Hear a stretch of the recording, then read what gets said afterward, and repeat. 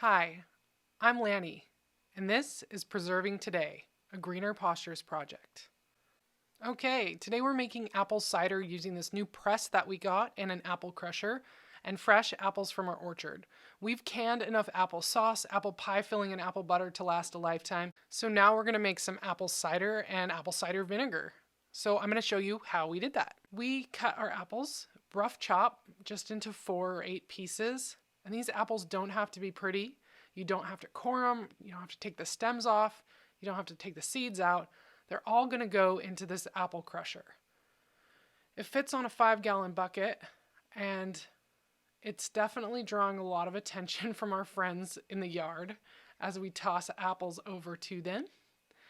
You just grind these bad boys up, and these teeth that are in here do a great job.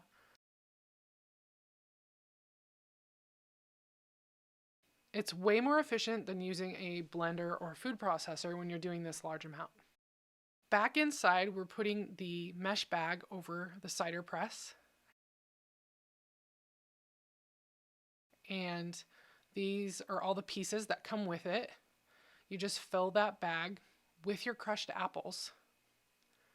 Put on your weights and put on some wood slats. This is going to help you get down deeper, press deeper into your cider press. You spin the piece on, you got a handle that goes in there, and now it just takes a little muscle. Not too much muscle at first, but as you get going farther down, it takes more and more. My husband cut a notch out of the wood that we mounted this to so that we would catch all of the drips, and we just used some vice grips on the counter to hold this down.